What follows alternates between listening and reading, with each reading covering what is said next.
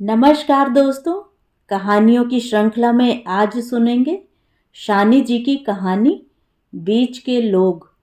लेकिन उससे पहले मेरा आपसे विनम्र अनुरोध है कि अगर मेरे द्वारा सुनाई हुई कहानियाँ आपको अच्छी लगती हैं और अभी तक आपने मेरे चैनल को सब्सक्राइब नहीं किया है तो सब्सक्राइब ज़रूर करें, लाइक करें और अपने दोस्तों और परिचितों में शेयर भी करें। बेल आइकन दबाना बिल्कुल भी ना भूलें। आज सुनिए बीच के लोग। शम्मी आपा की नंगी और सूनी कलाइयों पर नजर पड़ते ही मुझे धक्का सा लगा। कई क्षणों तक मुझे अपनी आंखों पर विश्वास नहीं हुआ, लेकिन फिर देखा कि अविश्वास का कोई कारण है नहीं। वे सचमुच नंगी थीं। शायद उसी पल शम्मी आपा ने मेरी नजरें भी पढ़ ली थीं। जल्दी से उन्होंने कलाइयां अपनी गोद में छिपा लीं और जैसे कुछ कहने के लिए ही बोली, क्यों भैया, इस कम नसीब की याद तुझे बहुत दिनों बाद आई? तू तो इस शहर में 2 साल से है ना? मैंने अपराधी की तरह धीरे से सिर हिला दिया। नम्मू से तेरी खबर मिल जाया करती थी।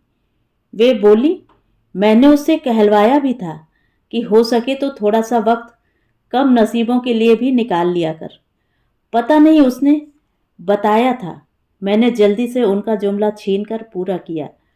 शम्मी आपा, दरअसल मैं इतना उलझा हुआ रहता हूँ कि क्या कहूँ। पढ़ता हूँ, पढ़ाता भी हूँ, फिर अखबार में काम करता हूँ। मालूम है किस तरह सुबह जल्दी उठकर कॉलेज भागना, 12 से 5 तक एक स्कूल में पढ़ाना, फिर 7 बजे शाम से लेकर 1 बजे रात तक प्रेस की माथापच्ची। सोचता हूँ प्रेस का काम अब छोड़ दूँ, वरना। दुल्हन कहाँ है? अपने मायके ना? आपा बोली। हाँ। यहाँ उसे अपने साथ क्यों नहीं रखता? कहाँ रखूं? मैं बोला। मेरा कोई ठीक भी है? आज यहाँ हूं, ठीक है, कल अचानक यहाँ से जाना पड़ सकता है। उसे कहाँ लादे लादे फिरूं? सरकारी नौकरी के लिए मैंने 1-2 इंटरव्यू दिए हैं। एक आध जगह तय भी हो गया है। अब जब भी ऑर्डर्स आ जाएं। कहाँ जाना होगा? कहीं भी, किसी भी शहर में। शम्मी आपा ने एक गहरी सांस ली और 2 पल को चुप हो गईं। फिर बोली, नम्मू कह रहे थे कि पढ़ाई खत्म करके तू अपने गांव लौट जाएगा। मैंने कहा, घर लौटकर क्या करेगा? जो लोग आगे बढ़ना और तरक्की करना चाहते हैं वे गांव घर से बंधे नहीं रहते। हमारे कस्बे को शम्मी आपा गांव कहती थी। 2 साल पहले तक जब मैं खुद वहां रहता था मुझे वह छोटा मोटा शहर लगता था। जिस जगह की आबादी 40-50 हजार के आसपास हो, जहां रियासती जमाने का शानदार महल खड़ा हो, साफ सुथरी चौड़ी चौड़ी कोलतार की सड़कें हों, राहों में ट्यूब लाइटों की कतारें खड़ी हों, 2 एक नहीं 4-4 पिक्चर हाउस हों और अंग्रेजी राज में बने हुए सिविल लाइंस का साहिबी इलाका हो, उसे कस्बा भी ना मानकर गांव कहना शम्मी आपा की जिद और ज्यादती दोनों थी। जब वे हमारे कस्बे में रहती थी तब भी मैं उनसे इसी बात पर लड़ा करता था। वे शहर में पैदा हुई थीं और खालसा की रहने वाली थीं। रियासती शानो शौकत और तामझाम का चौंधा उनकी आंखों में चमका करता था। मैं कहता, मालूम है यह रियासत कितनी बड़ी थी? इतनी। इसकी सालाना आमदनी कितनी थी पता है? इतनी। पता है इसके राजा महाराजा क्यों कहलाते थे? इसलिए। बताता कि इतिहास प्रसिद्ध किस वंश से इस राजवंश की परंपरा चली आ रही है और क्यों उन्हें 21 तोपों की सलामी दी जाती थी। कितनी अजीब बात है। शम्मी आपा अचानक बोली, मैंने आज तक तेरी दुल्हन को नहीं देखा। भैया, क्या यह नहीं हो सकता कि किसी दिन उसे यहीं लाकर मुझसे मिला दे? देखूं तो सही वह कैसी लगती है। तुझ पे सजती भी है या नहीं? अगर सजती हुई नहीं लगी तो क्या करोगी? मैं हंसने लगा। वाह, लगेगी क्यों नहीं? तूने तो देख सुनकर शादी की है, नहीं? शायद। शायद यानी? शायद यानी शायद, मैंने हंसकर कहा। फिर थोड़ी संजीदगी से कहने लगा, शायद यूं आपा कि शादी 3 तरह की होती है।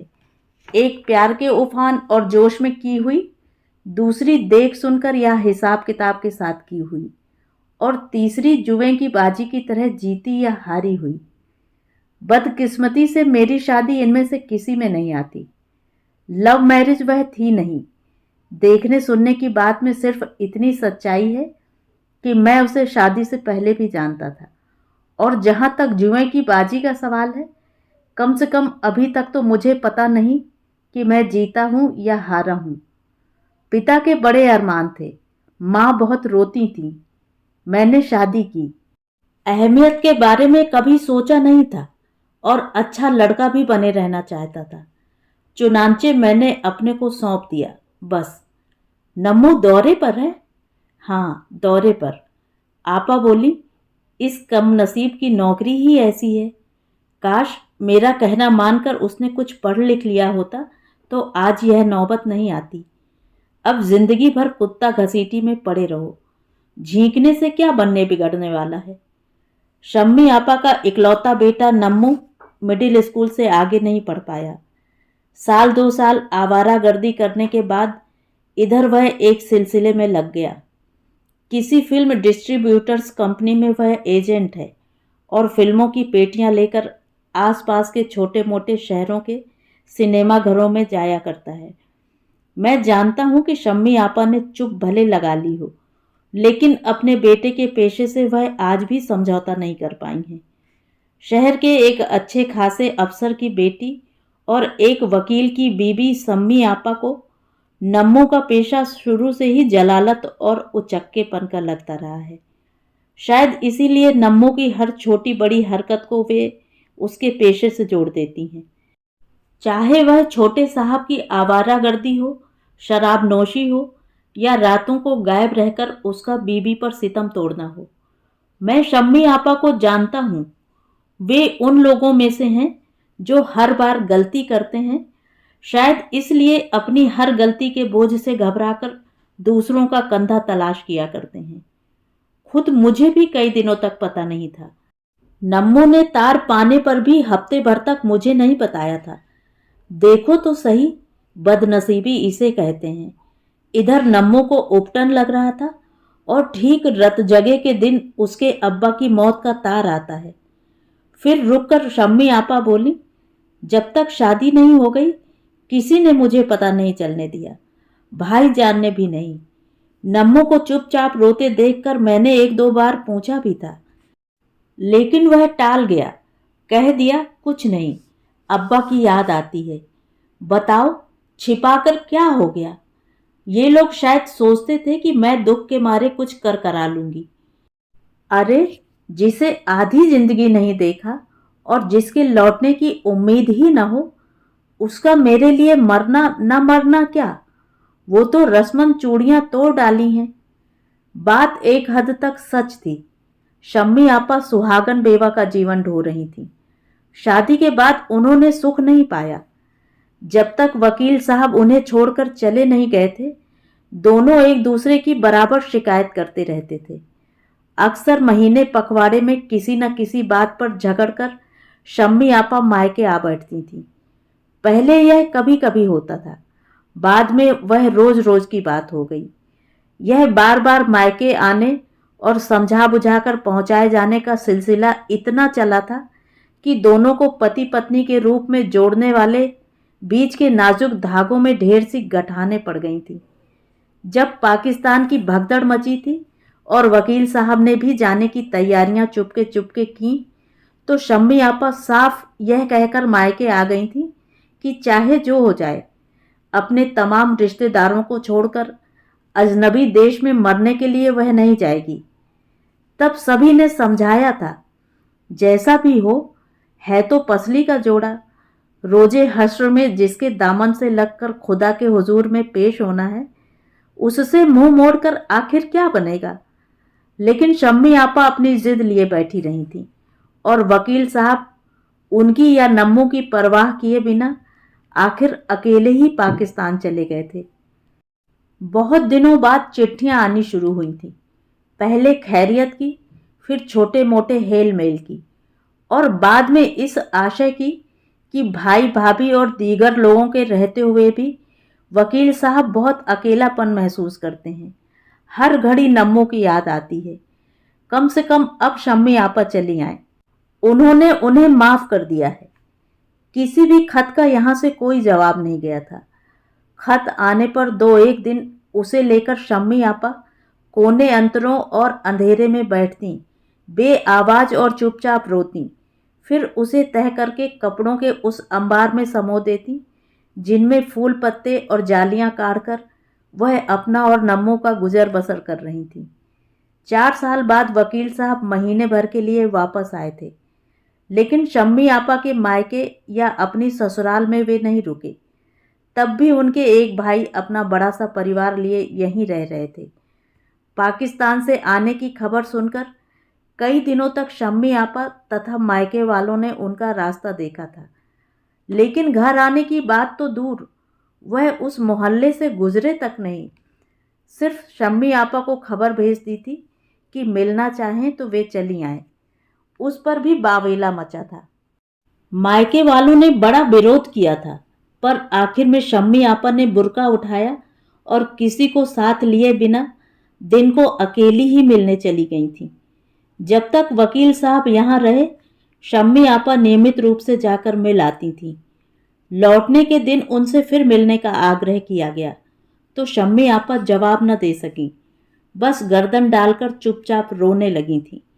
पहले उनके सामने, फिर कोने अतरों और अंधेरों में बैठकर। और वकील साहब उस बार भी अकेले ही वापस हुए थे। पाकिस्तान पहुंचने के बाद शम्मी आपा के नाम एक बड़ी दर्द भरी चिट्ठी आई थी। लिखा था कि वे बड़ी उम्मीद लेकर आए थे, लेकिन शम्मी पत्थर दिल औरत है। उसने उन्हें जीते जी बेटे से छुड़ा रखा है। खैर, अब तो किसी तरह सब्र करके उन्होंने भी यह समझ लिया है कि दोनों एक दूसरे के लिए मर गए। उस खत से शम्मी आपा के सारे बंध टूट गए। रहा सहा धीरज जाता रहा और पहली बार वह सब लोगों की मर्जी के खिलाफ उठ खड़ी हुई थी।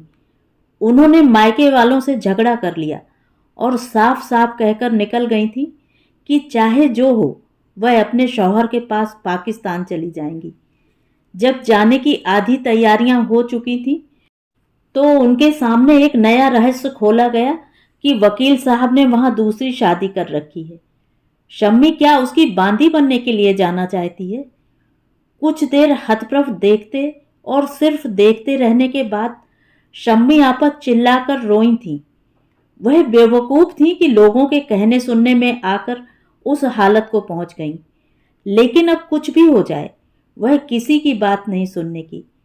वह बांदी बनकर ही सही, बाकी जिंदगी अपने शौहर की दहलीज पर ही गुजार देंगी। लेकिन आवेश समाप्त होने के बाद उन्होंने इस बात पर और गहराई से सोचा था। 2-3 रातें ठीक से नहीं सो पाईं और अंत में आगे की तैयारियां रुक गई थीं। अगर सचमुच वकील साहब ने शम्मी आपा को अपने घर पर पांव धरने न दिया तो परदेश में उनका क्या होगा? मैंने शम्मी आपा को एक बार फिर गौर से देखा। कहाँ लगता था कि वे 40 की हैं। कौन कह सकता था कि उनका एक जवान बेटा है जिसके लिए वह 2-1 माह हुए बहू भी ले आई हैं। यूं उनके चेहरे पर चाहे जितनी उदास साए हों, शरीर काम करते रहने से बराबर स्वस्थ रहा आया है। नम्मू जब छोटा था और पहली बार वह अकेली पड़ गई थी, तब भी वे सुबह से रात तक कशीदाकारी किया करती थी। और आज जब नम्मू जवान होकर नौकरी करने लगा है और इस घर में महीने के महीने पैसे आते हैं, तो भी सारे मोहल्ले पड़ोस के कपड़े इकट्ठे होते हैं और वह घंटों आंखें गड़ाए झुकी रहती हैं। वह चौंक न जाए, इस तरह मैंने धीरे से कहा, शम्मी आपा, एक बात पूछूं? मुझसे अपनी कलाई छिपाकर क्या? कहते कहते आगे मैं स्वयं रुक गया। थोड़ी देर शम्मी आपा मेरी ओर टकटकी बांधे देखती रहीं। फिर अचानक भीग गई बरौनियों को कई बार डालकर बोली, छिपा कर कहाँ जाऊंगी? मुमकिन है गुनाहगार होने का लिहाज हो। भैया, मेरे ऐसे नसीब कहाँ कि अपने शौहर का कंधा पाकर कब्रिस्तान पहुंचूं? शम्मी बेगम, तभी सामने वाली खिड़की से एक आवाज भीतर आई और हम लोगों के देखते देखते खिड़की के फ्रेम के बीच एक आकृति आकर ठहर गई। कुर्ते में उभरा हुआ अजीब चेहरा, अधपके बाल और खिचड़ी दाढ़ी। वह जैसे निर्भीक और बेबाक होकर आपा को घूरे जा रहा था। उससे मुझे डर सा लगा, लेकिन आपा ने कोई असर नहीं लिया। आवाज सुनकर उन्होंने सिर्फ एक बार सिर उठाया था, फिर गर्दन झुकाकर काम में यूं लग गईं जैसे खिड़की पर कोई आदमी ना हो, हवा हो। आएगी और खिड़की से एक दो झोंके फेंक कर चली जाएगी। कुछ पल और बीते, लेकिन शम्मी आपा ने सिर नहीं उठाया। खिड़की के पास जमे हुए व्यक्ति की उपस्थिति बिल्कुल भुलाकर वे चुपचाप अपना काम करती रहीं। जब खिड़की का फ्रेम खाली हो गया और वह चला गया तो मैंने पूछा, यह आदमी कौन था शम्मी आपा? पिछली बार तुम कब आए थे? 2 बरस हुए। तभी शम्मी आपा धीमे से हंसकर बोली, शायद तुम भूल गए। याद है, पिछली बार मैंने तुम्हें बताया था कि एक आदमी मेरी खिड़की के पास रोज सुबह शाम आकर खड़ा हो जाता है और सारे मोहल्ले को सुना सुना कर कहता है, मैं शम्मी बेगम से निकाह करूंगा। हाँ हाँ, नारमा हाफिज क्या यही है? जरा कौतुक से मुस्कुराकर शम्मी आपा ने स्वीकृति सूचक सिर हिलाया और बोली, पहले मैं बहुत चिढ़ती थी। इसे देखते ही मेरे तन बदन में आग लग जाती थी और मैं अनाप शनाप गालियां तक बक जाती थी। एक बार भाईजान भी बुरी तरह बिगड़ गए। नम्मू ने उसे बेहद फटकारा कि अगर उसने अपनी हरकत बंद नहीं की तो किसी दिन उसकी टांगें तोड़कर वह फेंक देगा। इसका असर 2-1 दिन तो रहा, लेकिन उसने आना बंद नहीं किया और अब इस पर किसी का ध्यान नहीं जाता। पहले बुरा लगता था, अब आदत हो गई है। पहले मैं गालियां बक देती थी, अब चुप रहकर टाल जाती हूँ। मुझे तो कुछ पागल लगता है। कहते तो सब यही हैं, लेकिन शायद है नहीं। सुना है कि अपनी बीबी के मरने के बाद यह ऐसा हो गया है। कोई आल औलाद तो है नहीं और उम्र भी नहीं रही। शायद बीच के लोगों का यही हाल हो जाता हो। शायद 2 माह बीत गए थे। इस बीच शम्मी आपा की याद भी आई और अपना वादा भी, लेकिन हर बार ये दलीलें रखकर टालता गया कि अखबार नवीसी करना और बड़े शहर में रहकर रिश्तेदारी निभाना साथ साथ नहीं चल सकता। घंटों खटने के बाद भला किसमें साहस है कि 3 मील दूर के मोहल्ले में सिर्फ किसी से मिलने के लिए जाए। फिर झूठ नहीं कहूँगा, मन में दबी हुई यह बात भी थी कि शम्मी आपा कौन सगी हैं। ससुराली रिश्ता है और वह भी इतनी दूर का कि मेरी पत्नी तक ज़्यादा परवाह नहीं करती। लेकिन एक इतवार को मेरे मकान की तलाश करता नम्मू स्वयं आ पहुंचा। कोई विशेष बात नहीं की, उदास लगा। केवल इतनी खबर देने आया था कि शम्मी आपा ने मुझे बुलवाया है। किसी तरह थोड़ा सा समय निकालकर मिल सकूं तो अच्छा हो। पहुंचने पर देखा कि 2 माह बाद भी सब कुछ वैसा ही है, कहीं कोई अंतर नहीं। दरवाजे पर पड़ा वही छींट का पर्दा जिसमें क्रोशिया के काम वाली सफ़ेद जालियां झूल रही थीं।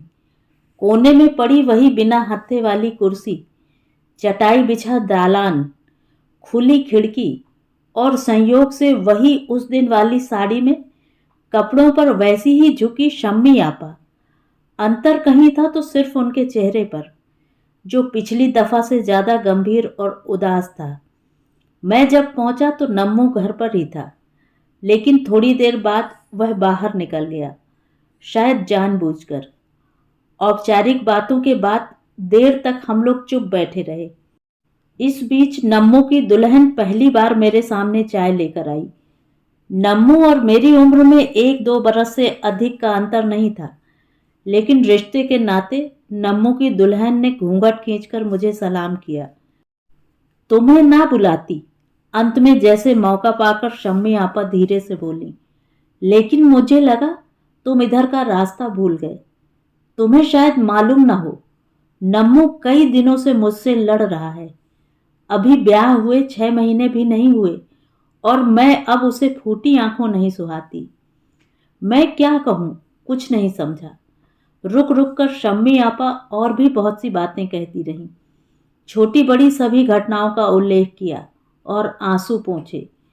जिन मुश्किलों से जूझकर शम्मी आपा ने नम्मो को जवान किया, उसे समझे बिना उल्टे सारा दोष वह उन पर डालता है कि उन्हीं की वजह से वह किसी फिल्म डिस्ट्रीब्यूटर की नौकरी में सड़ रहा है।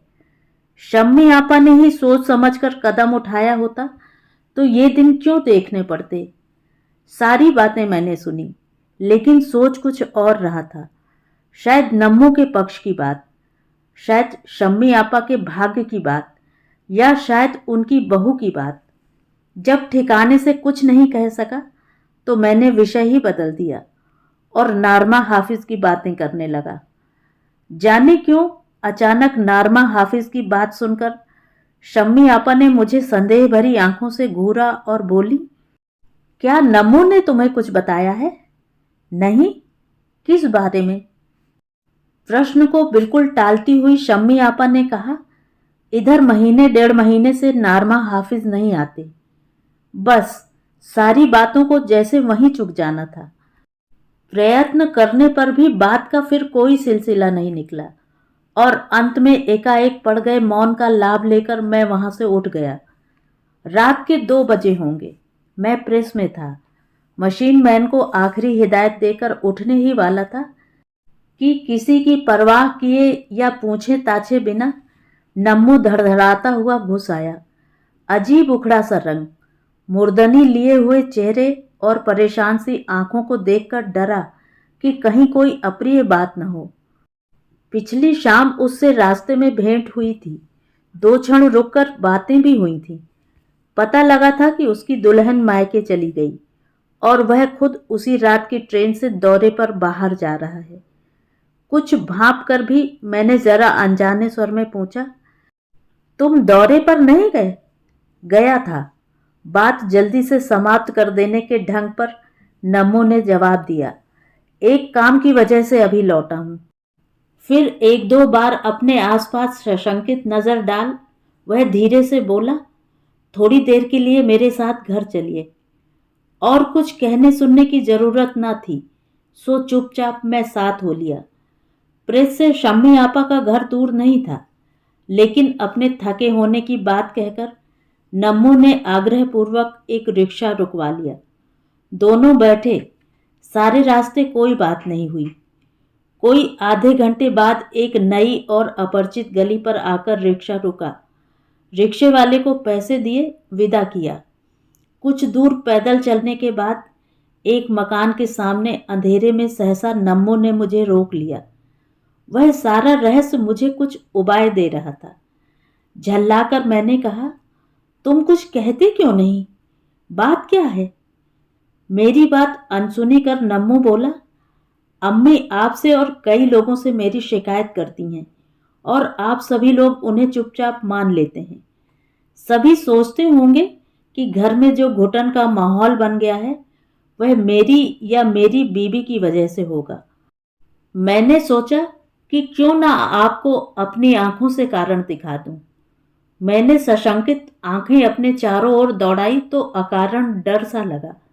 समूचे मोहल्ले में सन्नाटा पड़ गया था। किसी की आवाजाही, कोई स्वर आहट नहीं थी। ऐसे में चोरों की तरह अंधेरे में खड़े रहकर इतनी रात गए किसी मकान की ओर ताकने में बड़ी ग्लानि हो रही थी।